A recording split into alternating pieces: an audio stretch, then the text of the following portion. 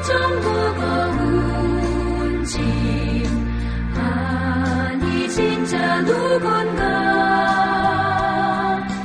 피난처는 우리 예수 주께 기도드리세 세상 친구 멸시하고 너를 조롱하여도 예수 품에 안기어서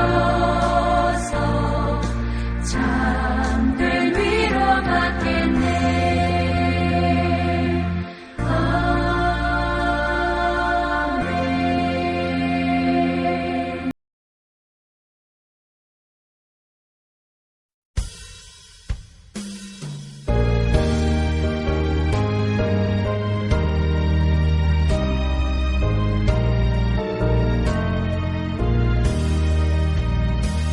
주 예수여 은혜를 내려주사 곧 충만케 하옵소서.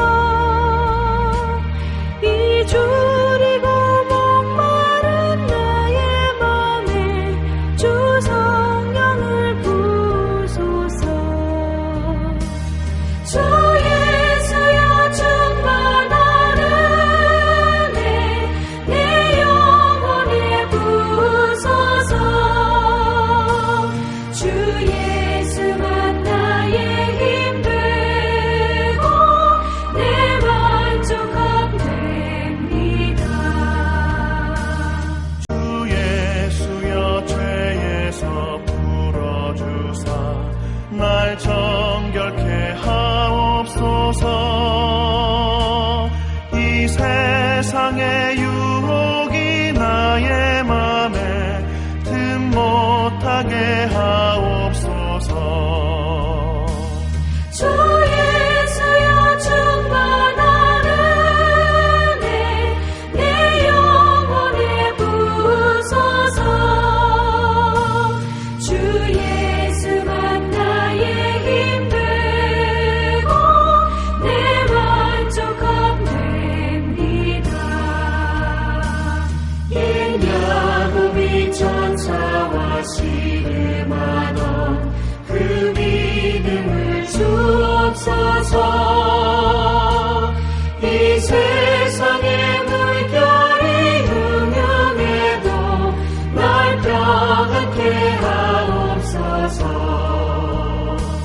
주 예수여 충만한 은혜 내 영혼에 부소서.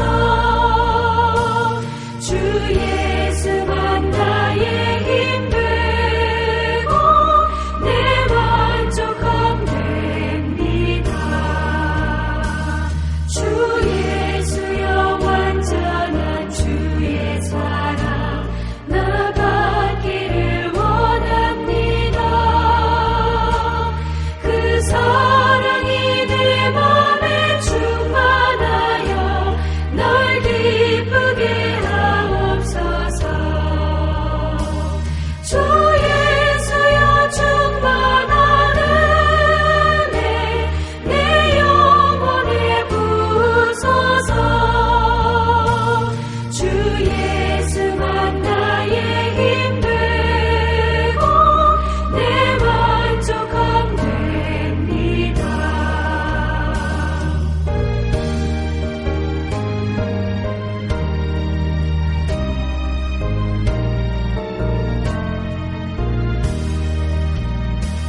내 마음에 임하신 주의 성령 늘 계실 줄 믿습니다.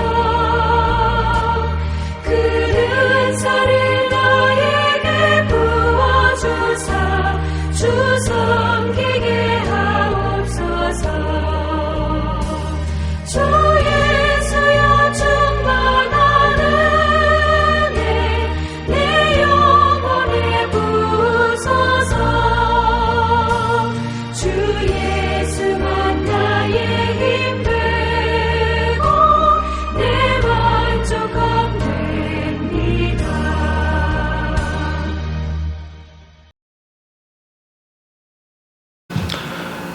다 함께 기도하겠습니다. 사랑하는 주님, 수요기도회에 사랑하는 성도들 또한 마음을 모두어서 함께 예배에 참여하게 하셔서 감사합니다. 오늘 영상으로 드리는 예배 가운데 주님 임재하시고 또 마음속에 하나님의 뜨거운 울림이 있는 이 밤 되게 해 주옵소서. 주께서 예배의 시종을 주관해 주옵소서. 하나님의 뜨거운 은혜의 역사가 이 시간도 함께해 주옵소서. 예수 그리스도의 이름으로 기도드리옵나이다. 아멘. 하나님의 말씀 다 함께 봉독하겠습니다. 오늘의 하나님의 말씀은 사무엘하 17장 24절부터 18장 8절까지의 말씀입니다. 우리 다 같이 읽도록 하겠습니다. 이에 다윗은 마하나임에 이르고 압살롬은 모든 이스라엘 사람과 함께 요단을 건너니라. 압살롬이 아마사로 요압을 대신하여 군 지휘관을 삼으니라. 아마사는 이스라엘 사람 이드라라 하는 자의 아들이라. 이드라가 나하스의 딸 아비갈과 동침하여 그를 낳았으며 아비갈은 요압의 어머니 스루야의 동생이더라. 이에 이스라엘 무리와 압살롬이 길르앗 땅에 진치니라. 다윗이 마하나임에 이르렀을 때에 암몬 족속에게 속한 랍바 사람 나하스의 아들 소비와 로데발 사람 암미엘의 아들 마길과 로글림 길르앗 사람 바르실레가 침상과 대야와 질그릇과 밀과 보리와 밀가루와 볶은 곡식과 콩과 팥과 볶은 녹두와 꿀과 버터와 양과 치즈를 가져다가 다윗과 그와 함께한 백성에게 먹게 하였으니 이는 그들의 생각에 백성이 들에서 시장하고 고나고 목마르겠다 함이더라. 이에 다윗이 그와 함께 한 백성을 찾아가서 천부장과 백부장을 그들 위에 세우고 다윗이 그의 백성을 내보낼세 3분의 1은 요압의 휘하에 3분의 1은 스루야의 아들 요압의 동생 아비사의 휘하에 넘기고 3분의 1은 가드 사람 이때의 휘하에 넘기고 왕이 백성에게 이르되 나도 반드시 너희와 함께 나가리라 하니 백성들이 이르되 왕은 나가지 마소서. 우리가 도망할지라도 그들은 우리에게 마음을 쓰지 아니할 터이요 우리가 절반이나 죽을지라도 우리에게 마음을 쓰지 아니할 터이라. 왕은 우리 10,000명보다 중하시오니 왕은 성읍에 계시다가 우리를 도우심이 좋으니이다 하니라. 왕이 그들에게 이르되 너희가 좋게 여기는 대로 내가 행하리라 하고 문 곁에 왕이 섬에 모든 백성이 100명씩 1000명씩 대를 지어 나가는지라. 왕이 요압과 아비새와 이때에게 명령하여 이르되 나를 위하여 젊은 압살롬을 너그러이 대우하라 하니 왕이 압살롬을 위하여 모든 군 지휘관에게 명령할 때에 백성들이 다 들으니라. 이에 백성이 이스라엘을 치러 들로 나가서 에브라임 숲풀에서 싸우더니 거기서 이스라엘 백성이 다윗의 부하들에게 패하매 그날 그곳에서 전사자가 많아 20,000명에 이르렀고 그 땅에서 사면으로 퍼져 싸움으로 그날에 숲풀에서 죽은 자가 칼에 죽은 자보다 많았더라. 아멘. 할렐루야. 오늘도 수요 예배에 참석하신 우리 사랑하는 성도님들 평안하십니까? 주의 은혜가 날마다 여러분과 함께하기를 축복합니다. 오늘 계속해서 사무엘하 강해 30번째 반격하는 다윗이라는 제목으로 함께 은혜를 나누도록 하겠습니다. 역사에 있어서 역사의 물줄기를 바꾸는 그런 전투들이 몇 번 있습니다. 200년 전에 워털루 전투, 이때 우리가 잘 알고 있는 나폴레옹이 등장합니다. 나폴레옹이 전 유럽을 제국화시키고 프랑스 휘하에 넣으려고 온 유럽을 전쟁터에 넣습니다. 그런데 이 워털루에서 연합군들에 의해서 패하고 이 나폴레옹은 이제 역사의 무대에서 사라지게 됩니다. 역사를 바꾼 그런 전쟁이라고 할 수가 있습니다. 여러분, 우리 눈을 돌려서 아시아로 눈을 돌리면 어떻습니까? 약 100년 전에 제국의 꿈을 꾸고 일본이 전 세계 이 아시아의 맹주로서 그런 역할들을 하면서 뭐 우리 조선뿐만 아니라 중국 또 필리핀 뭐 그쪽으로 어마어마한 기세를 높이면서 전쟁하면서 그 땅들을 차지했습니다. 그런데 미드웨이 해전, 미국의 진주만을 그들이 미국까지도 한번 전쟁해 보겠다라는 속셈을 가지고 침투합니다. 그런데 어떻습니까? 그 미드웨이 해전에서 패함으로 인해서 일본의 제국주의의 꿈이 무너집니다. 이런 역사적인 전쟁은 큰 역사의 물줄기를 바꾸는 그런 전쟁이라고 할 수가 있습니다. 오늘 우리가 살피는 다윗은 수많은 전투를 했습니다. 그래서 수많은 전투에서 이기고 혁혁한 그런 공을 세웠습니다. 그래서 결국은 다윗 왕국이 만들어지고 하나님이 꿈꾸던 가나안 땅이 완벽하게 다윗 왕 시대 때 하나님이 꿈꾸던 그런 나라가 세워집니다.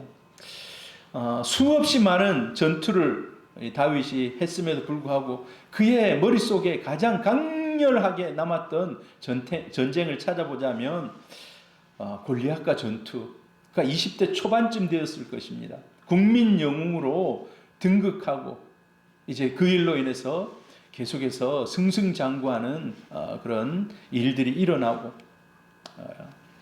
사울의 또 사위가 되고 하는 이런 일들, 골리앗과 전투가 그의 머릿속에 확 떠오를 것입니다. 그리고 오늘 이제 우리가 살피는 압살롬이 이끄는 반란군과 전투하는 것. 이게 아마 다윗에게 있어서 역사적인, 어찌 보면은 다윗의 첫 전쟁이라고 할 수 있고 어찌 보면 또 다윗의 마지막 전쟁이라고 할 수 있어요. 골리앗과 전투, 압살롬과의 전투. 오늘 이제 압살롬과의 전투하는 그런 장면이 계속해서 이제 우리가 살펴보는데, 이것은 다윗 왕국을 지키느냐 지키지 못하느냐, 왕국의 운명을 건 필사적인 그런 전투였습니다. 오늘 이제 우리가 이것을 한번 살펴보기를 원합니다. 다윗과 압살롬의 군사력의 차이는 어마어마했습니다. 압살롬 온 이스라엘 연합군을 모았습니다. 12지파가 군사들을 다 이렇게 내어서 어마어마한 그런 군사가 조직이 되었습니다. 한마디로 12지파의 민심이 지금 압살롬을 향하고 있습니다. 예루살렘을 장악하고 있고 이스라엘 전체 연합군을 이끌고 있는 이 압살롬은 기세는 하늘을 찔렀습니다. 만약에 이 전쟁에서 쫓겨가는 다윗, 승승장구하는 압살롬, 누가 전쟁에서 이길 것인가? 요즘은 이제 우리가 도박사들에게 도박을 점쳐보라고 하잖아요. 누가 이길 것인가? 몇 대 몇으로 이길 것인가? 아마 10대 0으로 압살롬이 이길 것이라고. 왜? 군사력과 민심과 어마어마한 기세, 이걸로는 지금 도저히 질 수 없는 그런 게임인 것입니다. 자, 그런데 우리가 계속해서 살폈습니다. 압살롬이 치명적인 약점이 있습니다. 어떤 약점이 있습니까? 그에게 아주 탁월한 아히도벨이라는 계략 군사 전문가가 있었는데, 그 군사 전문가가 밤새 우리가 어떤 일이 있어도 이 밤에 다윗을 추격해서 다윗을 잡아와서 다윗 한 사람만 죽이면 이 모든 것은 끝입니다라고 했는데, 어떻습니까? 아히도벨의 계략을 선택하지 않은 것입니다. 그리고 후세라는 사람이 밀사를 통해서 다윗을 요단강을 건너가게 했습니다. 긴박하게 다윗이 지금 맨발로 걸어가면 어마어마하게 힘든 상황이었습니다. 그래서 길갈에 가다 쉬고 요단강 건너가기 전에 쉬고 하는데, 밀사를 보내서 빨리 요단강을 건너서 멀리 도망가라고 하는 거예요. 그래서 다윗이 강을 건너서 전열을 정비할 그런 시간을 준 것입니다. 자, 그리고 전략가, 최고의 전략가인 아히도벨이 자결을 했습니다. 자살을 한 거예요. 앞으로 다가올 압살롬, 이 전쟁에는 결국 패할 것이다. 원래 뛰어난 전략가는 메수 앞을 내다본다 하지 않습니까? 이 밤에 다윗을 잡아야 되는데 다윗을 잡지 못했다. 이건 치명적인, 앞으로 다윗이 재정비하고 전열을 정비해서 이제 전쟁하게 되면 도저히 이길 수 없는 전쟁이다라는 것을 아히도벨은 벌써 간파한 것입니다. 그래서 집에 가서 모든 걸 정리하고 자결을 합니다. 자, 이런 압살롬이 승승장구했지만 이런 치명적인 이런 것들을, 약점을 안고 있었습니다. 그리고 압살롬의 가장 큰 문제는 뭡니까? 위기로 인지하지 못했다는 거예요. 지금까지 잘 됐다는 거예요. 앞으로도 잘 될 거라는 거예요. 누구도 내 앞길을 막을 수 없다라는 거예요. 군사력, 숫자로 하면 이게 뭐 어마어마한 차이. 민심도 나에게, 연합군들을 모으니까 사람들이 막 몰려와서 군대에 가입을 하고, 그리고 무엇보다도 자만에 빠져 있었다는 것입니다. 내가 이 싸움에서 진다라고는 한 번도 생각해 보지 않은 것입니다. 이게 압살롬의 가장 큰 문제입니다. 자, 그런데 이제 다윗은 어떻습니까? 이런 상황 속에서 다윗은 도망을 갑니다. 도망을 가는데 어느 곳으로 도망을 가는가? 마하나임이라는 곳으로 도망갑니다. 오늘 24절에 보면 이에 다윗은 마하나임에 이르고 압살롬은 모든 이스라엘 사람과 함께 요단을 건너니라. 다윗이 무사히, 그 밤에 무사히 정말 천신만고 끝에 요단강을 건너간 것입니다. 그리고 요단강 건너가서 더 기세를 올려서 저 위에 북쪽으로 마하나임으로 계속해서 이제 군사를 이끌고 그쪽 위쪽으로 이동을 하는 것이에요. 그때 군사가 어느 정도 되었을까? 사실 처음 예루살렘 왕궁을 빠져나올 때는 600명이었습니다. 600명. 자기를 따르는 군사가 600명, 그 다음에 신하들, 충성스러운 신하들. 그게 다였어요. 근데 어떻습니까? 요단강을 건너고 나서 북쪽으로 올라가는데 이때 충성스러운 사람들이 점점 모여드는 거예요. 그래서 4천에서 5천 명까지 모여드는 것입니다. 반면에 압살롬은 어떻습니까? 압살롬 군대는 지금 추격하고 있어요. 요단을 건너는 이런 모습, 12지파 연합군을 모았기 때문에 바로 추격하지는 않은 것입니다. 사람들이 이제 싸우러 오는 그 사람들을 모아야 되기 때문에. 수일이 지난 거예요, 수일이 지나서 수만 명의 군사를 이끌고 이제 다윗을 추격하고 있습니다. 자, 여러분 반란군의 이동 경로를 한번 좀 보시기를 바랍니다. 반란군의 이동 경로. 자, 여기도 혹시 더 잘 보이겠죠? 자, 헤브론에서부터 압살롬이 왕이 되었다고 얘기합니다. 그리고 압살롬이 이제 왕이 되어서 예루살렘을 탈환합니다. 그리고 저 빨간 것은 이제 다윗이 도망간 경로입니다. 다윗이 그 밤에 예루살렘을 버리고 다윗궁을 버리고 도망하기 시작해서 길갈로 가고 길갈에서 조금 더 지나서 요단강을 건너고 그리고 이제 북쪽으로 올라가는 거예요. 저 북쪽으로 올라가서 마하나임이라는 곳에 그곳에서 전장터를 꾸미는 거예요. 전쟁의 일전을 준비하는 곳입니다.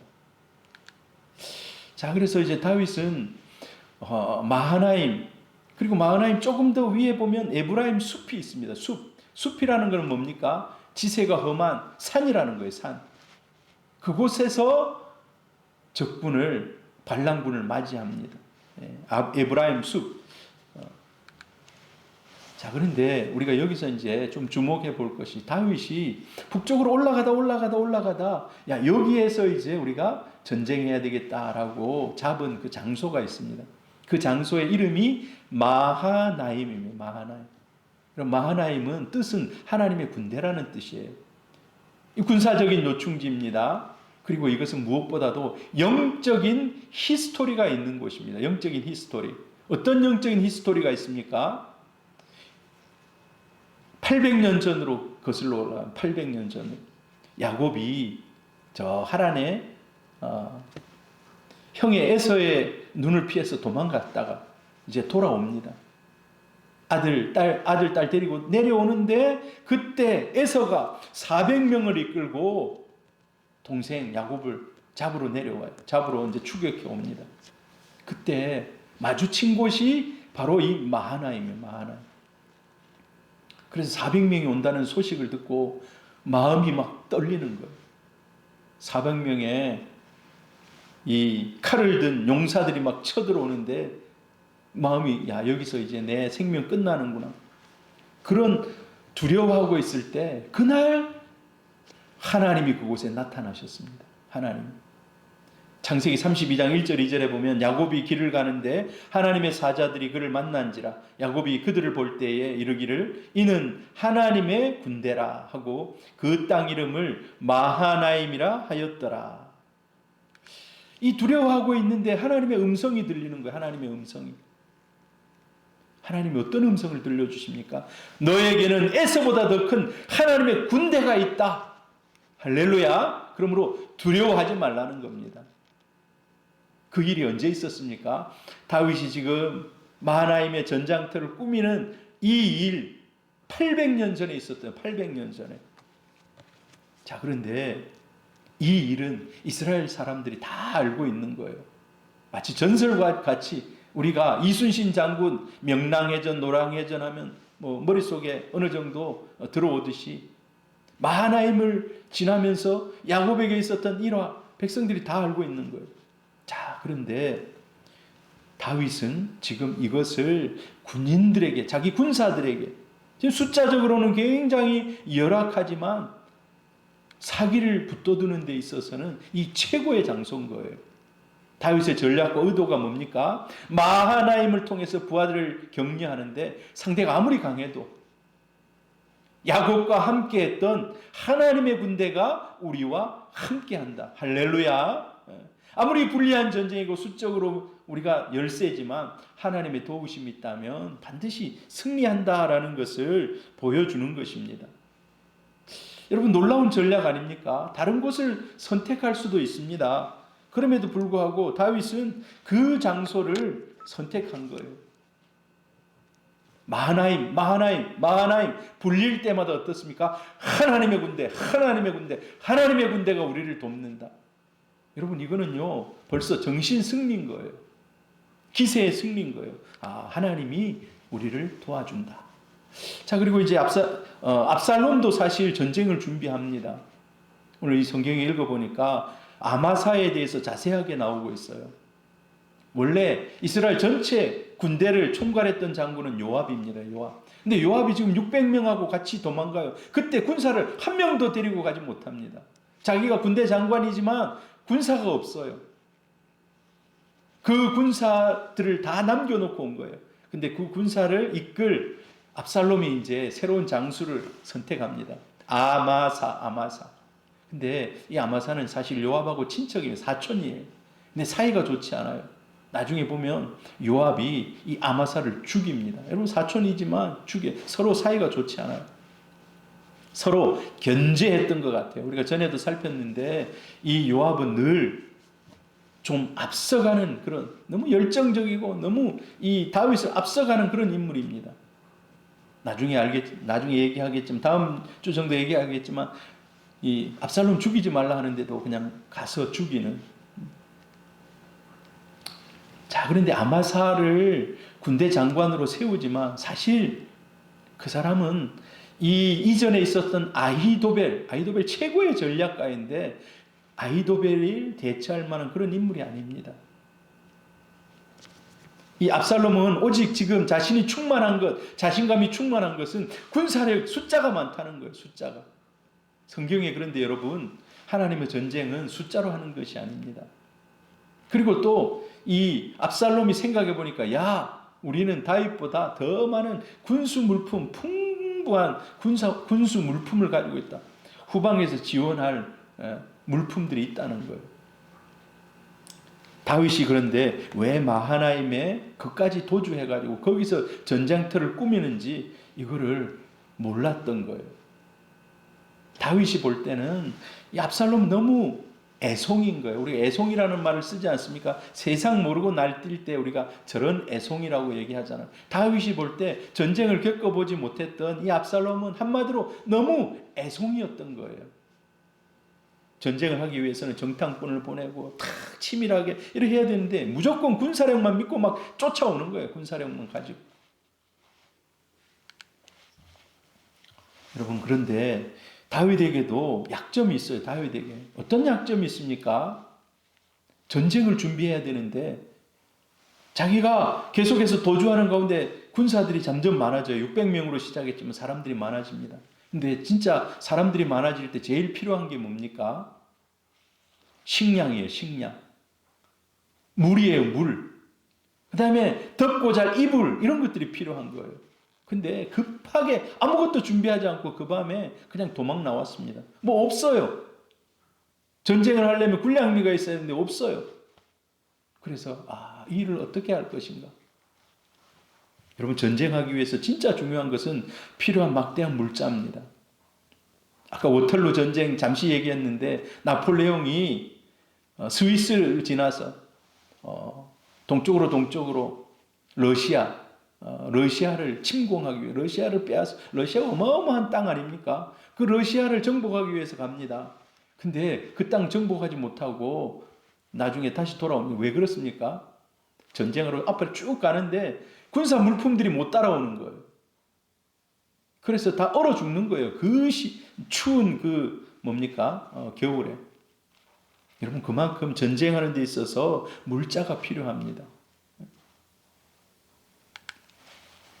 사무엘하 17장 27절 29절을 제가 읽습니다. 다윗이 마하나임에 이르렀을 때 암몬 족속에게 속한 랍바 사람 나하스의 아들 소비와 로데발 사람 암미엘의 아들 마길과 로글림 길르앗 사람 바르실레가 침상과 대야와 질그릇과 밀과 보리와 밀가루와 볶은 곡식과 콩과 팥과 볶은 녹두와 꿀과 버터와 양과 치즈를 가져다가 다윗과 그와 함께 백성에게 먹게 하였으니 이는 그들 생각에 백성이 들에서 시장하고 권하여 목마르겠다 함이더라.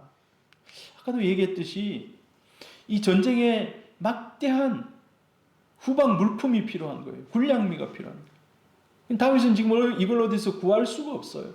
그런데 이 중요한 순간에 하나님이 보낸 물자가 도착합니다. 여러분, 놀라운 일 아닙니까? 이걸 맞춤식 도움이라고, 맞춤식 도움. 하나님의 맞춤식 도움. 오늘 세 사람의 이름이 등장합니다. 소비, 마길, 바르실레. 다윗을 돕는 세 사람. 보급품을 전달합니다. 소비, 마길, 바르실레가 어떤 사람입니까? 소비는 암몬 나하스의 아들입니다. 다윗이 광야 생활 때부터 이 나하스하고 친분이 있었습니다. 어려울 때 서로 도와주고 돕고 하던 그런 관계예요. 근데 그 아들까지 영향을 미친 겁니다. 그래서 그 아들이 다윗이 지금 왕궁에서 쫓겨나서 도망왔다 얘기를 듣고 보급품을 가지고 옵니다. 마길이라는 사람도 마찬가지예요. 마길이 누굽니까? 로데발 사람. 절름발이 무비보셋. 다윗이 요나단의 아들 무비보셋을 잘 챙겼습니다. 근데 이 사람 무비보셋의 친구입니다. 이 마길이. 근데 이 마길이 다윗이 도망갔다는 얘기를 듣고 또 물품을 가져오는 거예요. 바르실레는 그 길르앗 지역, 그 동편, 요단강 동편 넓은 땅 길르앗, 그 지역의 최고의 유지입니다. 근데 그 땅이 어떻습니까? 막 이방인들이 와서 약탈해가는 거예요. 양을 잡아가고 곡식 가져가고. 근데 다윗이 그 땅을 평정합니다. 그리고 나서부터는 이제 이방인들이 침략을 안 하는 거예요. 그러니까 다윗으로 인해서 평안한 거예요. 근데 다윗이 어렵다는 얘기를 듣고 바르실레도 그의 곡식과 이런 것들을 다 가지고 와요. 오늘 여기 뭐를 가지고 옵니까? 식량, 담요, 친구, 가마솥, 꿀, 버터, 이런 것들을 막 가지고 와요. 여러분, 놀랍지 않습니까? 근데 하나님의 기가 막힌 은혜입니다. 근데 이 사람들이 약속하고 우리 거기서 만나자 하고 이렇게 도우러 온 게 아니에요. 각자 자기의 은혜의 스토리를 따라서 전에 나와 다윗과 어떤 은혜의 관계가 있었던지, 나는 다윗에게 어떤 은혜를 받았는지, 다윗이 나를 어떻게 도왔는지, 그리고 다윗이 지금 도망간다는 소리를 듣고 이 은혜를 어떻게 갚을 것인지, 다윗이 가장 필요한 것이 지금이다라고 생각했는데 그게 한두 사람이 아니었던 거예요. 그래서 이 사람들이 각각 다른 스토리 가운데 받은 은혜를 기억하며 다윗을 돕기 위해서 왔는데 같은 장소, 같은 시간에 거기 온 겁니다. 여러분, 이건 놀라운 은혜입니다. 여러분, 우리가 사람을 돕고 교회를 돕고 선교지를 돕고 뭐 다 그냥 흘려보내는 것 같아요.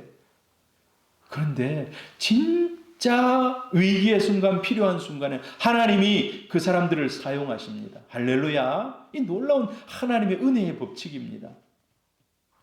우리가 그냥 흘려보내는 것 같지만 하나님의 생명책에 그걸 다 기록하고 있는 줄 압니다. 그리고 진짜 어려울 때 하나님이 그들을 통해서 그들의 마음을 움직여서 돕도록 하시는 거예요.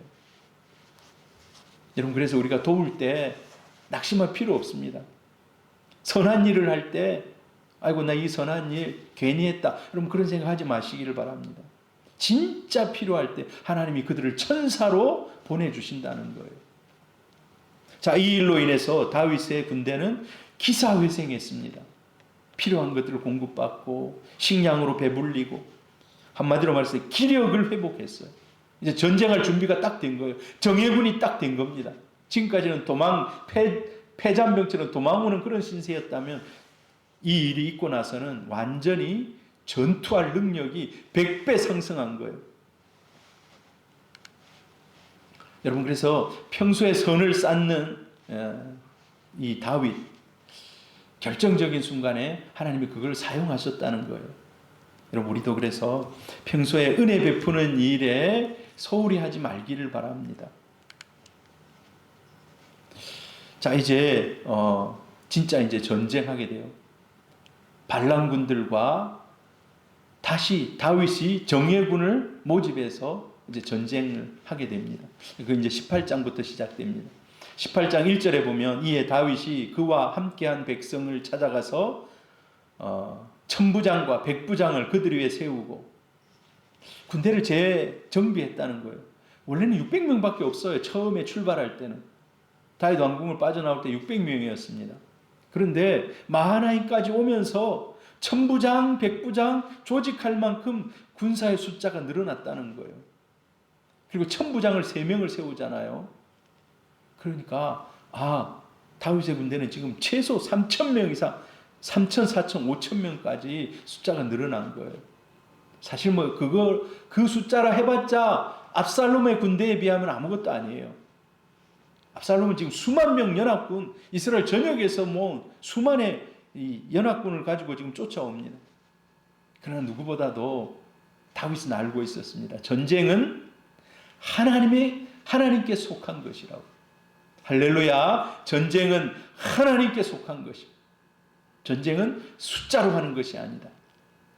전쟁은 하나님께 속한 거죠. 이 사실을 너무나도 지금까지 백전 전쟁에 수없이 많은 전쟁을 하면서 깨달은 게 다윗이 그겁니다. 전쟁은 하나님께 속한 것이고 숫자로 하는 것이 아니다. 압살롬을 한번 살펴봐. 압살롬은 사실 군인은 많아요. 근데 압살롬에게 추격해오는 과정에 약점들이 있습니다. 어떤 약점이 있습니까? 숫자는 많지만 정회화되지 않았다는 거예요. 급조했다는 거예요. 그냥 아무나 전쟁터에 나와 하니까 사람들이 막 나오는 거예요.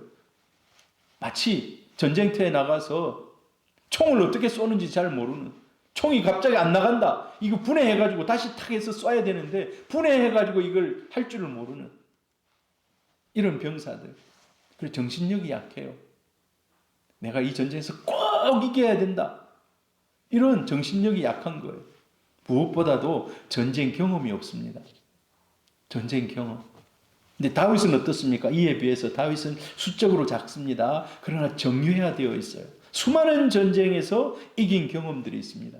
그 무엇보다도 다윗이 전쟁을 총괄합니다. 그리고 전쟁에 군대를 재정비도 이제 마쳤습니다. 천부장, 백부장, 마치 지금 사단, 연대, 중대 이런 식으로 쫙 해가지고 일사불란하게 움직일 수 있도록 이제 체제를 만든 거예요. 그리고 다윗은 강점이 정면 승부하지 않습니다. 왜? 숫자로 하면 이건 게임이 안 되는 거예요. 그래서 작은 부대와 단위로 흩어져서 공략을 합니다. 2절에 보면 다윗이 그의 백성을 내보낼세 3분의 1은 요압의 휘하에 3분의 1은 스루야의 아들 요압의 동생 아비새의 휘하에 넘기고 3분의 1은 가드 사람 이때의 휘하에 넘기고 왕이 백성에게 이르되 나도 반드시 너희와 함께 나가리라. 압살롬은 아마사를 총사령관으로 한 명 세웠습니다. 수만 명 네가 다 이끌어라. 근데 다윗은 그렇게 하잖아요. 1군, 2군, 3군으로 나 요압, 아비새, 이때. 사실 이제 여기 등장하는 이름 중에 우리가 좀 눈여겨볼 이름이 이때라는 사람이 이때. 이때는 친위 대장입니다. 왕을 호위하는 호위대예요. 근데 다윗이 그 사람도 전쟁터에 내보내는 거예요. 사실 이 사람은 전쟁터에 안 나가는 사람입니다. 오직 다윗을 지키는 군대예요. 다윗을 지키는 군대. 전쟁터에 나가가지고 전쟁 최전선에서 싸우는 이런 군대가 아니에요. 다윗을 지키는 군대예요. 다윗이 뭐 전쟁터에 나간다면 전쟁터에 나가겠죠. 다윗이 전쟁터에 안 나간다면 그냥 다윗만 지키는 거예요. 그런데 다윗이 어떻게 오늘 얘기하고 있습니까? 내가 전쟁터에 나가겠다. 다 나가서 싸운다. 이때 너도 나가서 싸운다. 이건 다윗이요 지금 결사적인 각오를 한 거예요. 죽으면 죽으리라. 그런데 우리가 이런 말이 있습니다. 죽으려 하면 살고 살려 하면 죽을 것이다. 다윗이 지금 쫓겨갈 때 그런 나약한 마음이 아닙니다. 이제 완전히 군인 정신으로 다시 투철하게 돌아온 거예요. 상황 판단을 다시 정확하게 한 거예요. 상황 판단을. 그 전까지는 상황 판단이 좀 아들이 이런 공격을 하고 해서 내가 마음이 너무 슬프다 이런 마음이었는데 지금 다윗이 이제 전쟁을 앞두고는 완전히 전사로 돌아온 거예요. 전사로. 여러분 그렇습니다. 영적 전쟁을 치를 때 쉽게 생각해서는 안 됩니다. 정신을 바짝 차려야 합니다. 적당히 안일하게 신앙생활해서는 안 됩니다. 사랑하는 성도님들 주님 앞에서 올곧은 믿음 가지고 신앙생활 할 수 있기를 바랍니다. 3절에 보면 백성들이 이르되 왕은 나가지 마소서 우리가 도망할지라도 그들은 우리에게 마음을 쓰지 아니할 터이요 우리가 절반이나 죽을지라도 우리에게 마음을 쓰지 아니할 터이라. 왕은 우리 10,000명보다 중하시오니 왕은 성읍에 계시다가 우리를 도우심이 좋으니이다. 부하들이요 왕이 죽으면 왕국이 무너집니다. 그러나 왕이 살아있으면 언제든지 재기할 수 있습니다. 다윗 왕이요 전쟁에 나가서는 안 됩니다. 그런 가능성은 뭐 낮지만 다윗이 만약에 전쟁터에 나가서 진짜 죽는다 그러면 다윗 왕국은 와해되는 겁니다. 압살롬은 지금 부하들을 시켰고 다윗만 죽이라고 지금 혈안이 되어 있는 거예요. 이걸 간파한 이 부하들이 왕이여 제발 전쟁에 나가지 마시고 왕은 이곳에서 지휘하십시오. 자 반면에 어떻습니까? 압살롬은 지금 군대 제일 전면에 서서 후세의 계략에 따라서 전쟁하러 지금 나오고 있는 거예요. 제일 선두에 서서. 그렇습니다. 전쟁은 지금 누군가 한 사람 다윗, 압살롬 둘 중 한 명이 죽으면 이 전쟁은 끝납니다. 그리고 나중에 압살롬이 죽음으로 전쟁이 끝납니다. 결론. 자 4절에 보면 왕이 그들에게 이르되 너희가 좋게 여기는 대로 내가 행하리라 하고 문 곁 왕이 섬에 모든 백성이 100명씩 1000명씩 대를 지어 나간지라. 자 그래서 부하들이 그토록 만류하니까 다윗이 전쟁에 나가지 않습니다. 후방에서 지휘합니다. 자기들이 이 부하들이 이 왕을 그토록 충성스럽게 사랑하고 신변의 안전을 생각해 주는 것이 얼마나 감사한 일입니까?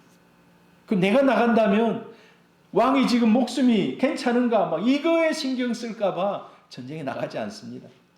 마음 놓고 싸우도록 자기 전쟁에 나가지 않습니다. 그리고 오늘 4절에 묘사하고 있는 다윗의 모습이 어떻습니까? 전쟁에 나가는 한 사람 한 사람 다 마중을 합니다. 출병하는 이 자신의 병사들을 한 사람 한 사람 다 전송합니다. 여러분 얼마나 비장한 각오겠습니까? 전쟁은요 우리가 쉽게 생각하는 것이 아닙니다. 목숨이 오고 가는 것입니다. 악수하고 나갔지만 이 사람이 다시 돌아온다는 보장이 없습니다. 그렇기 때문에 마음의 비장함이 남다른 거예요. 그리고 출병하는 군사들이 이미 죽을 각오를 하고 나가는 사람들입니다. 그 사람들 다 일일이 이 다윗이 지금 악수해주고 있는 거예요. 그러면서 뭐라 얘기하겠습니까? 살아서 다시 만나자. 살아서 다시 만나자. 살아서 다시 만나자. 여러분, 그 말을 들을 때 정말 사람들의 마음에 전열이 불탔을 것입니다.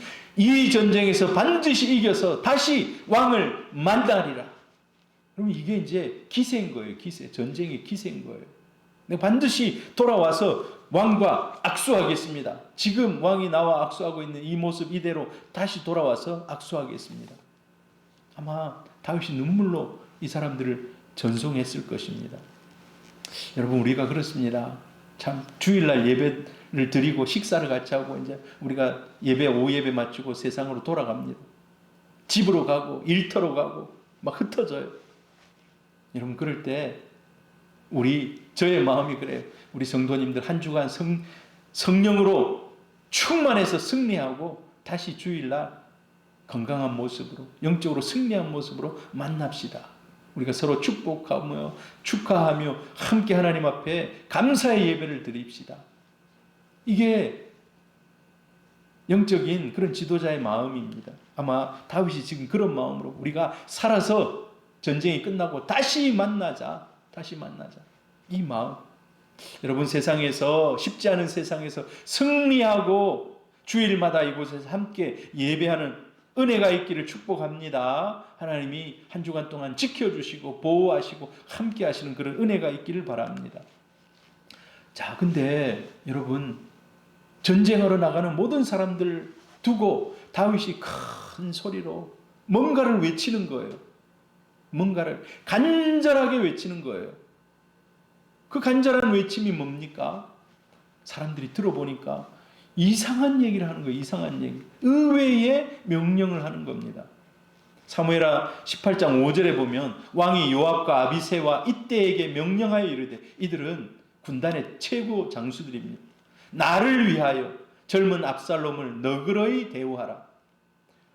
왕이 압살롬을 위하여 모든 군대 지휘관에게 명령할 때 백성들이 다 들으니라. 이거는 그냥 지휘관에게 살살 얘기한 게 아니에요. 백성들이 다 들을 정도로 요압, 아비새 이때 나를 기억해서 압살롬을 너그러이 대우해 주세요 라고 지금 얘기하는 거예요. 근데 그걸 백성들이 다 듣는 거예요. 전쟁하러 나가는 사람들이. 여러분, 아까 전쟁이 어떤 전쟁입니까? 다윗이 죽든 압살롬이 죽든 둘 중 한 명이 죽으면 끝나는 전쟁인데 다윗은 압살롬을 죽이지 말라는 거예요. 그럼 이 전쟁이 어떻게 되는 겁니까? 지금 사기에 차서 지금 전쟁터로 나가고 있는, 우리가 이 전쟁에서 제일 단시간에 빠르게 압살롬을 죽여야 된다. 그리고 전쟁을 끝내야 된다. 다시 예루살렘으로 돌아가야 된다. 가족들을 만나러 가야 된다. 이런 마음 가지고 출전하고 있는데, 제발 나의 아들 압살롬 죽이지 마세요 라고 얘기하는 거예요. 이거 너무 아이러니하지 않습니까? 군사 사기에 찬물을 끼얹는 그런 명령입니다. 압살롬만 죽이면 전쟁이 끝나는데, 그런데 압살롬을 살려준다. 이 전쟁터에 나가는 사람들이 헷갈리는 거예요. 이 전쟁 그럼 어떻게 하라는 건가? 전쟁 하라는 건가 말라는 건가? 길을 쓰고 다윗을 죽이러 올 것인데, 그런데 여기에서 우리가 보는 것은 아버지의 마음, 압살롬을 사랑하는 다윗의 아버지의 마음을 읽을 수가 있습니다. 다윗이 어떤 마음입니까? 젊은 압살롬, 이게 히브리어 원어에 보면 젊은이라는 이 말의 뜻이 철없는 어린 소년이라는 그런 뜻이에요.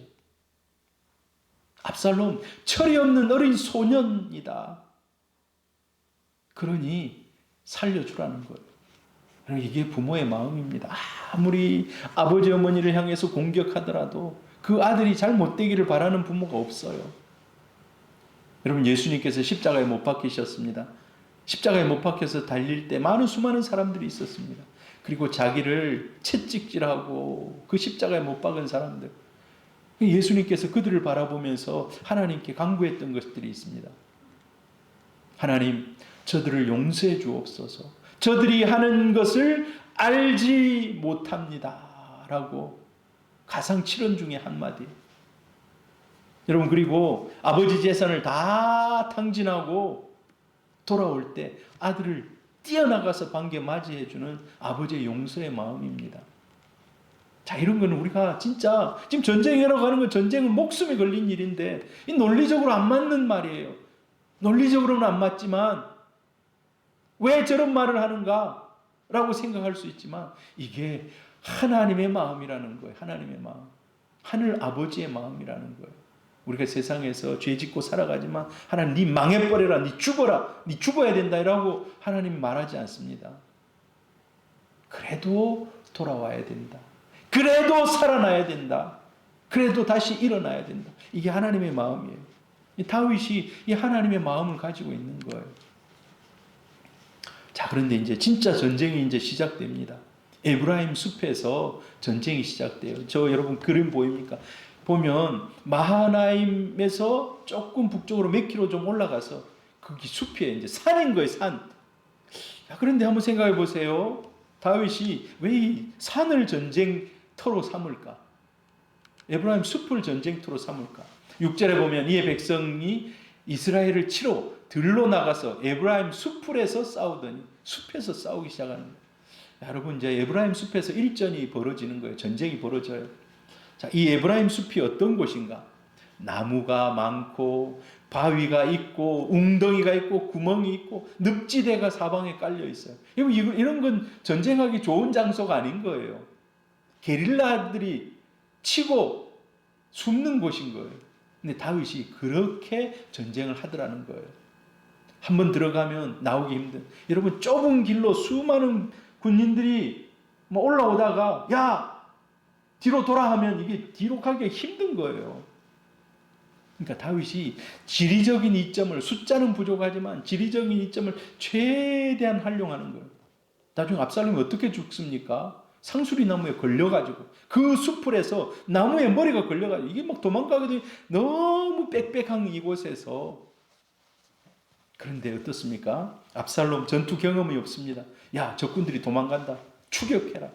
수없이 많은 군인들을 투입해가지고 이 숲으로 막 따라 들어 올라오는 거예요. 그리고 그곳에서 비참한 최후를 맞이합니다. 7절 8절에 보면 거기서 이스라엘 백성이 다윗의 부하들에게 패하며 그날 그곳에서 전사자가 많아 2만 명에 이르렀고 그 땅에서 사면으로 퍼져 싸웠으므로 그날의 숲풀에서 죽은 자가 칼에 죽은 자보다 많았더라. 자, 다윗이 이 전쟁에서 기적적인 승리를 합니다. 주력 부대를 숲풀 속으로 계속해서 이동하면서 전쟁을 하는데 지형을 이용해가지고 1대, 2대, 3대로 나누어가지고 그리고 압살롬의 군대가 계속해서 따라오다가 수많은 전사자가 나옵니다. 사방으로 나중에 뿔뿔이 흩어져요. 이때 죽은 전사자가 압살롬의 전사자가 몇 명이 2만 명에 이른다고. 2만 명. 여러분, 다윗의 군대는 한 4,5천밖에 안 돼요.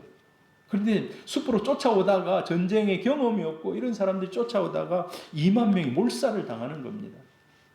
여러분, 다윗은 어떤 사람입니까? 광야에서 전투, 숲에서의 전투는 이런 말을 붙여도 될런지 모르겠지만 다윗은 전쟁의 신이에요. 전쟁의 신.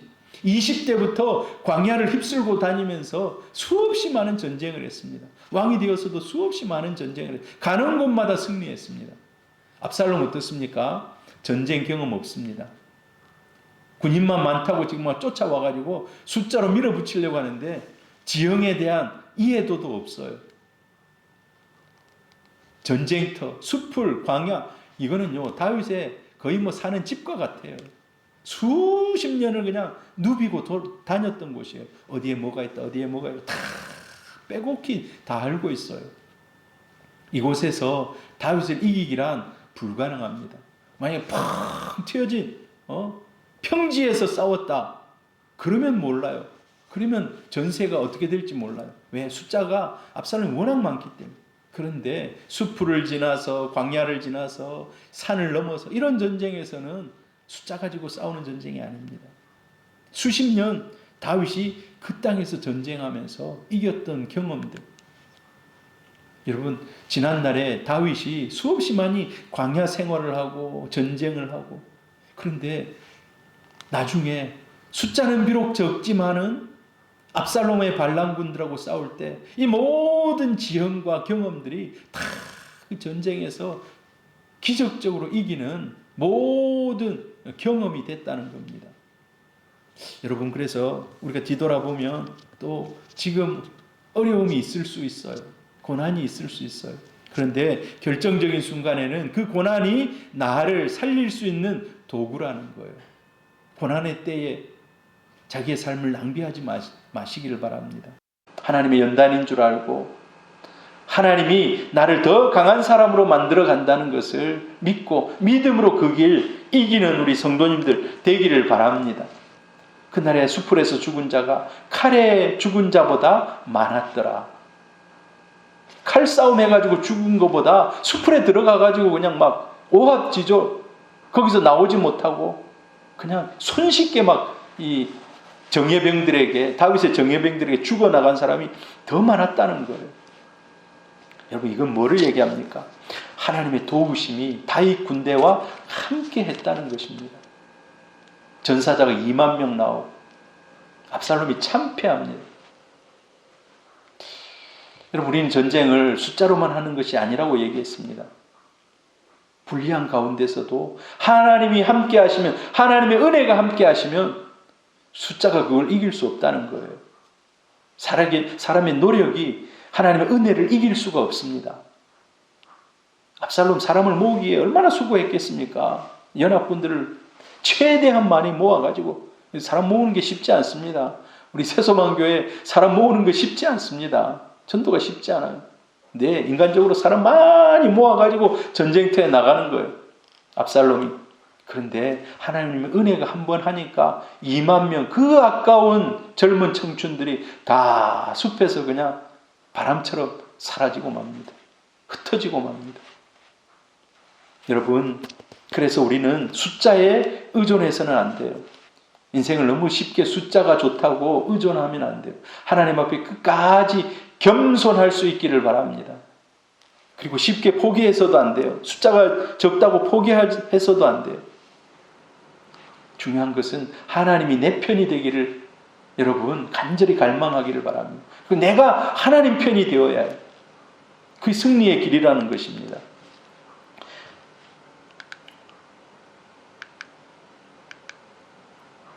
군사력만 믿고 숫자만 믿고 압살롬은 공격했지만 결국은 다윗을 무너뜨리지 못합니다. 자기 생각대로 안 돼요. 여러분, 세상의 권세 앞에 교회는 불리합니다. 왜? 세상은 더 많은 정보를 가지고 있고 힘을 가지고 있고 돈을 가지고 있고 세상이 더 앞서가요.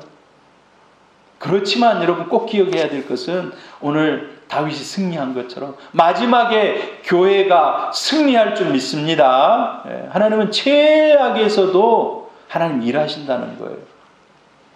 압살롬의 막강한 군세 앞에 기죽지 않는 다윗처럼 우리 선한 능력으로 이기는 우리 성도님들 되기를 주의 이름으로 축복합니다. 하나님이 우리 교회 또 우리 성도들을 통해서 다윗은 적은 숫자였지만 큰 이 세상의 물결, 압살롬의 물결을 이겨냈던 것처럼 하나님이 우리를 그런 이기는 자로 사용하실 줄로 믿습니다. 할렐루야. 우리 한 주간도 승리하는 우리 성도님들 되기를 바랍니다.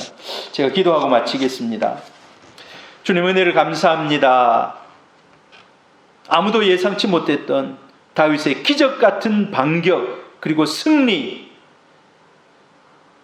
하나님의 도우심으로 막강한 압살롬의 군대가 바람처럼 흩어지고 무너졌던 것처럼 아버지 하나님, 교회를 핍박하는 시대, 성도를 넘어뜨리려고 하는 그런 많은 유혹의 시대에 다윗처럼 하나님 앞에 똘똘 뭉쳐서 서로 믿음으로 하나 되어 이기는 교회, 또 이기는 성도들 되게 해 주옵소서. 남은 한 주간 동안 사랑하는 성도들 일터에서, 가정에서, 또 상황마다 하나님 지키시고 승리하게 하여 주옵소서. 믿음으로 이기게 해 주옵소서. 예수 그리스도의 이름으로 기도드리옵나이다. 아멘. 여호와는 내게 복을 주시고 너를 지키시기를 원하며 여호와는 그의 얼굴을 내게 비추사 은혜 베푸시기를 원하며 여호와는 그 얼굴을 내게로 향하여 드사 평강 주시기를 원하노라. 아멘. 금요 기도회 때 만나도록 하겠습니다. 감사합니다.